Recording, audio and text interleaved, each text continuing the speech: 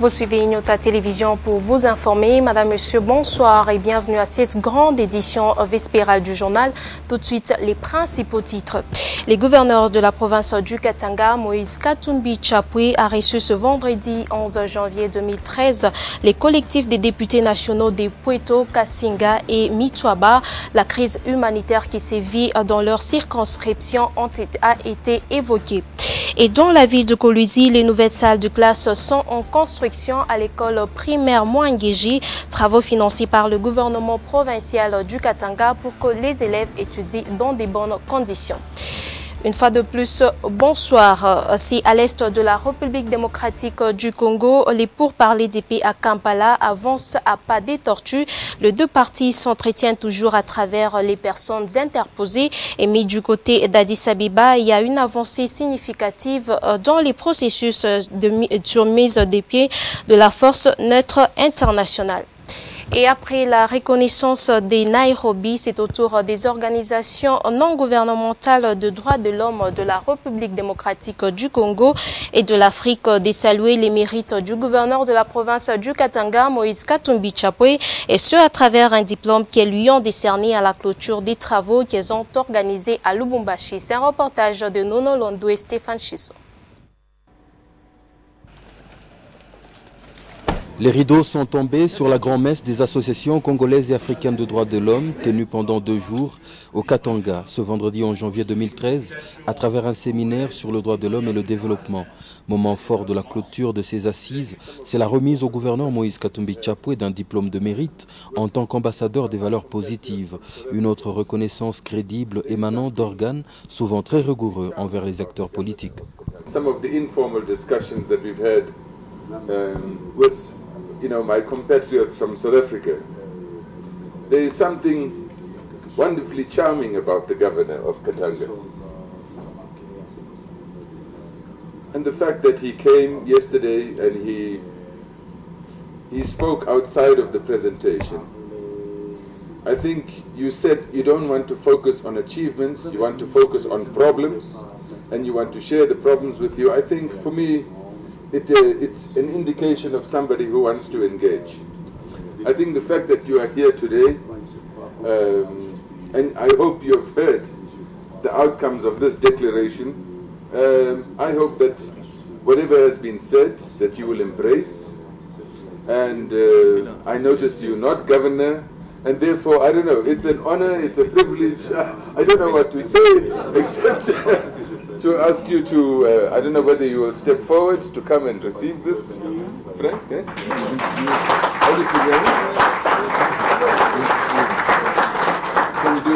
So, on behalf of Renadok, Justika, and the delegates, the governor, it's a pleasure. Thank you very much. Yes, thank you very much. And we want to wish you all the luck. Thank you.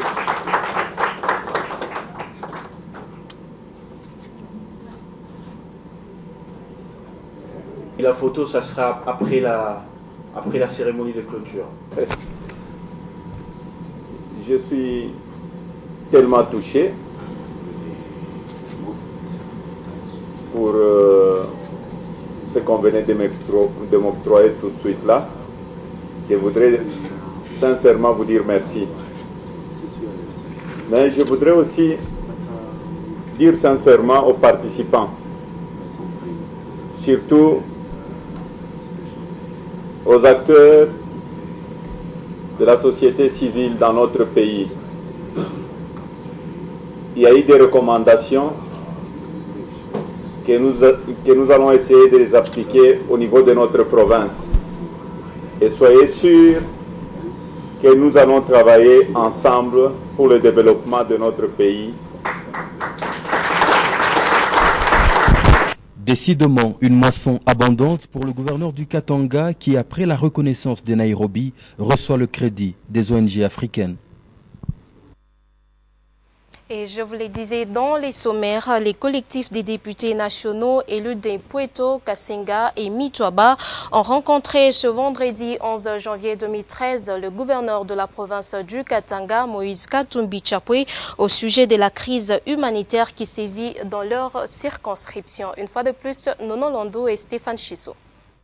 Le collectif des députés nationaux de Pueto, de Kasenga et Mitoaba ont rencontré ce vendredi 11 janvier 2013 l'honorable gouverneur de la province du Katanga, Moïse Katumbi Chapwe, au sujet de la situation humanitaire préoccupante qui prévaut dans ces parties de la province. L'honorable Ilunga Kampasi Jean-Pierre parle en leur nom. Nous élus de territoire de Pueto, Kasenga et Mitoaba sommes venus voir son Excellence, Monsieur le gouverneur de la province de Katanga, en rapport avec la situation humanitaire qui prévaut dans nos 3 territoires, afin qu'il puisse intervenir auprès des instances du pouvoir central pour assister les 150 000 personnes déplacées qui ont fui les représailles des miliciens Maï Maï. C'est ainsi que le gouverneur nous a reçus et a promis contacter le pouvoir central quant à ce. Et quelques artères de la ville de Lubumbashi commencent déjà à se détériorer depuis la tombée de fortes pluies. Les manques des canalisations à certains endroits et à la base de la présence des nids des poules. C'est un reportage de Maurice Mazel et Félix Kalombo. Après de fortes pluies qui se sont abattues sur la ville de Lubumbashi, quelques routes en payent déjà les frais. En effet, il s'agit des axes où l'eau stagne souvent chaque fois qu'il a plu abondamment sur la cité. Selon certains usagers de la route, les endroits qui commencent à se détériorer n'ont pas pour la plupart des canalisations. Or, lorsque la canalisation manque, pendant qu'il pleut, la voie est inondée, l'eau traîne avant qu'il ne s'effraie une issue ou avant qu'il ne s'évapore.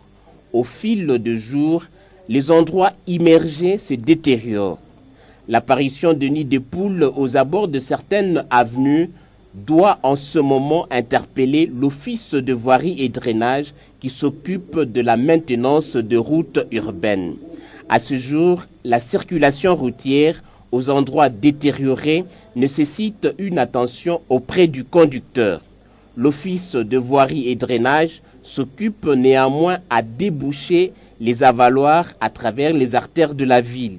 En attendant, les points souvent envahis par les eaux de pluie sont curés et des canalisations sont construites pour protéger tant soit peu les artères déjà réhabilitées. L'on ne cessera assez de rappeler à l'opinion que l'eau est l'ennemi des routes. Par conséquent, même certains particuliers devront s'abstenir de laisser l'eau usée de ménage couler sur la voie publique.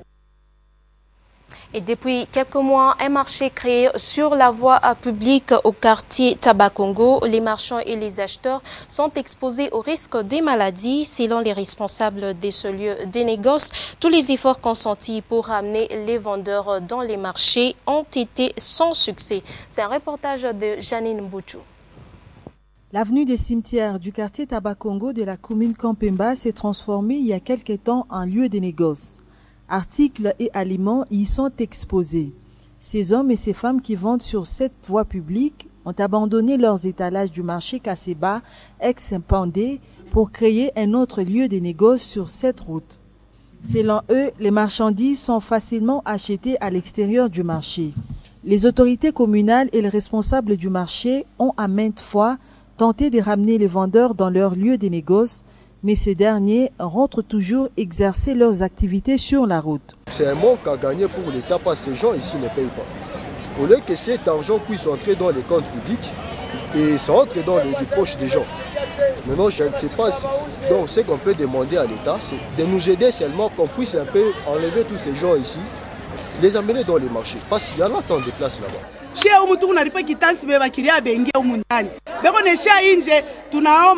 kwa baba yetu atutosheko wale bantu bako na soko ya nje bengia humu ndani jushe bote wanze kutuza. Hormis les dangers d'accident qui guettent ceux qui fréquentent ce marché, il faut dire que c'est sous des câbles haute tension qu'a été érigé ces lieux des négoces. Et c'est à même le sol que les aliments sont exposés.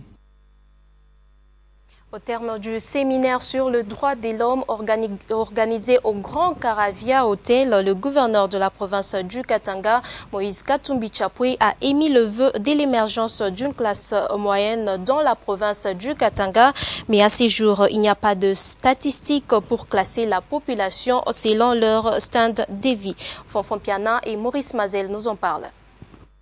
De nos jours, il n'est pas facile de faire une stratification fiable pour catégoriser la population afin de classifier les notables, la classe moyenne et les bas peuples. À Lubumbashi, par exemple, depuis que la Générale des carrières et de mines et la Société nationale de chemin de fer au Congo ont connu la faillite, il n'est plus aisé de classer les Louchois selon leur standing de vie. Aujourd'hui, parmi les indices qui peuvent être pris en compte pour classer les personnes par rapport à leur vécu quotidien, peut-être il faut compter avec le panier de la ménagère. Ceux qui sont riches, ils sont tellement riches que même celles qu'on estime comme étant la classe moyenne là ne sait pas les approcher. Et les pauvres sont réellement pauvres parce que leur pauvreté ne sait même pas être mesurée. Nous avons d'abord un problème criant d'emploi. La population congolaise est à 90% ou 80% sous-employée. Nous avons, l'autre fois je suivais le gouverneur qui disait qu'au Katanga, on est à plus de 5 millions d'habitants. Mais on n'a pas 1 million de gens qui travaillent. Du temps colonial, pour obtenir le statut d'un évolué, il fallait des préalables. À l'époque, le Congolais devait faire preuve d'améliorer sa situation sociale, c'est-à-dire habiter un immeuble au standard classique. Ainsi donc, il était considéré comme étant un civilisé, un citadin au sens propre. Quelques études révèlent cependant que les Congolais, pour la plupart, vivent en deçà de 10 $ américains. Les fonctionnaires de l'État sont mal rémunérés, mais curieusement, ils mènent une vie de façade abordable. Au Congo démocratique, c'est un dilemme pour identifier un riche d'un pauvre lorsqu'au sommet de l'État jusqu'au huissier, la culture de déclarer son patrimoine n'existe pas. On ne sait plus qui est riche, qui est pauvre au Congo. Tout le monde est habitué à des déclarations pompeuses de quelques arrivistes qui se font passer pour de nobles gens. Dans le but d'offrir aux élèves de la province du Katanga des bonnes conditions d'études, le gouvernement du Katanga s'emploie à réhabiliter et même à construire des établissements scolaires dans les districts urbano-ruraux d'Ekoluzi. L'école primaire Mwangezi sera dotée de nouvelles salles de classe. Suivez. À l'école primaire Mwangezi de Kolwezi, les élèves étudient dans des conditions déplorables. Dans un bâtiment de fortune qui date de plusieurs années, les élèves suivent les leçons qui sur un morceau de briques et d'autres sont assis à même le sol et exposés à toutes sortes d'intempéries. Depuis quelques mois, grâce au financement du gouvernement provincial du Katanga, l'EP Mwangezi sera doté d'un grand bâtiment à matériaux durables qui est en phase de finissage. Actuellement, les travaux consistent à la pose des pavements, l'installation de l'électricité, le plafond et autres. Ce geste du gouvernement provincial de Katanga est salué par les responsables de l'EP Mwangezi. Je suis quand même très content parce que ça fait longtemps que nous avons vécu dans de tels bâtiments que vous venez de filmer là-bas. Mais Dieu merci, les autorités nous ont consolés et vous avez vu, il y a déjà un mur qui est debout là-bas, un bâtiment de 6 classes. Nous espérons vraiment quitter ce côté pour aller de l'autre côté. Et je vois les travaux évoluer, hein. Même l'autorité de la ville, Madame le maire, vraiment, il pense toujours à cette école. Parce qu'il ne cesse même d'en parler, même quand il y a des visiteurs, il a toujours le cœur penché de ce côté ici. Et en tout cas, moi, je remercie aussi le gouverneur parce que sans lui, vraiment, on devrait continuer à vivre dans des bâtiments pareils. Selon l'entrepreneur des travaux, l'ouvrage sera achevé avant la fin de l'année scolaire en cours.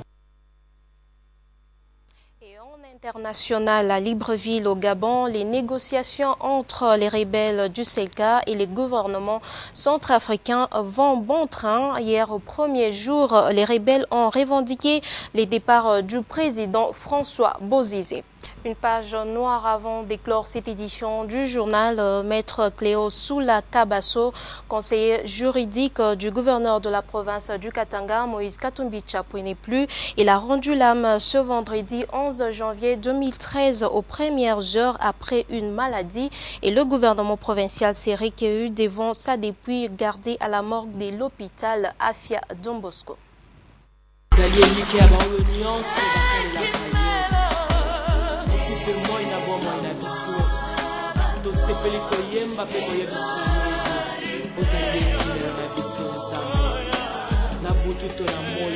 C'est bien souvent le propre de la mort que de s'inviter au débat de manière impromptue et de prendre la parole quand on ne la lui accorde pas. Fallait-il encore un deuil de plus dans l'enclos du gouvernement provincial du Katanga? Avec tout l'avenir devant lui, à l'âge où les rêves commencent à devenir réalité, Maître Cléo Soula Kabasso, conseiller juridique du gouverneur Moïse Katumbi Tchapoué, décide de tirer sa révérence, arme à la main, aux premières heures du vendredi 11 janvier 2013, se laissant battre par la maladie, alors que le cabinet du gouverneur avait encore besoin de ses services. Aussitôt que le jour s'est levé, tout le gouvernement provincial du Katanga et le collège des conseillers se donnent rendez-vous à la morgue de l'hôpital Afia Don Bosco pour rencontrer la fatale évidence dans ce genre de climat où les larmes coulent d'elles-mêmes.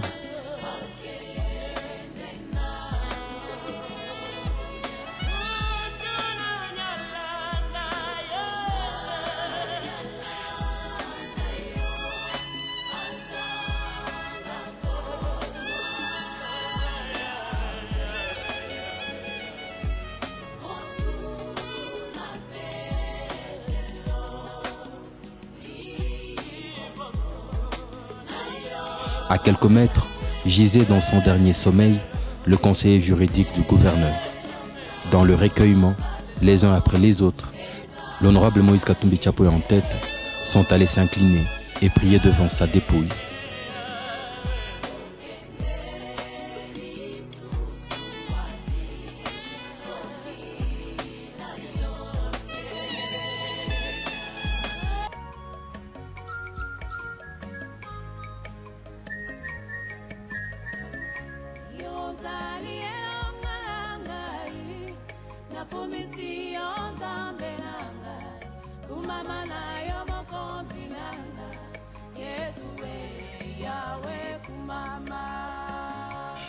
De là, le cortège gouvernemental prend la direction du domicile familial de feu le conseiller, passant plusieurs heures de consolation en présence de sa famille biologique. Maître Soula, tu ne manqueras pas seulement à la pile des dossiers qui traînent désormais sur ton bureau, mais surtout à nos cœurs où tu laisses une plaie béante. Et comme le disait William Shakespeare, tu t'es rendu dans ce pays inconnu d'où nul voyageur ne revient. Paix à ton âme.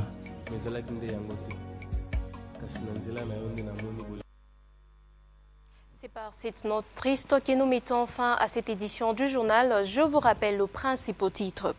Les gouverneurs de la province du Katanga, Moïse Katumbi Tchapoué, a reçu ce vendredi 11 janvier 2013 les collectifs des députés nationaux d'Impueto, Kassinga et Mitwaba. La crise humanitaire qui sévit dans leur circonscription a été évoquée.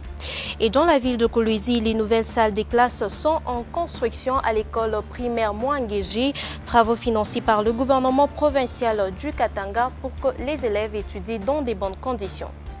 Merci de nous avoir suivis. Madame, Monsieur, c'est la fin complète de cette édition du journal. Je vous retrouve demain avec le même et réel plaisir de vous informer.